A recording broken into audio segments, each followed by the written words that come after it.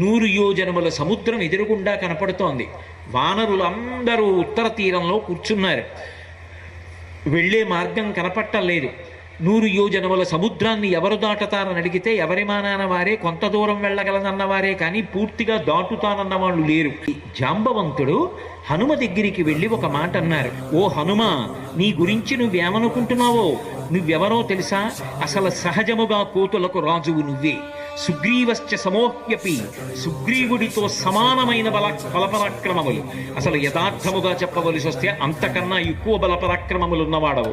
అంతేకాదు రామలక్ష్మణయోశ్చాపి తేజసాచ బలీనచ, రామలక్ష్మణులిద్దరి యొక్క తేజస్సు బలము ఎటువంటివో నీ యొక్క తేజస్సు బలము అంతకన్నా కించిత్ కూడా తక్కువ కావు. వాళ్లతో సమానమైనటువంటి బలము తేజస్సు కలిగిన వాడివి. ఈ లోకములో ఉన్నటువంటి ఏ ప్రాణికి కూడా నీకున్నటువంటి తేజస్సు కానీ నీకున్న లంఘన శక్తి కానీ లేదు. నా మాట నమ్ము. నీతో సమానంగా ఎగరగలిగినటువంటి వాళ్ళు ఈ లోకంలో లేరు.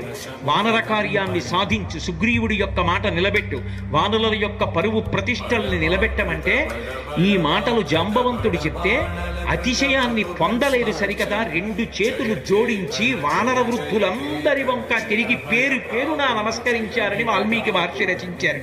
అది ఆయన వినయం.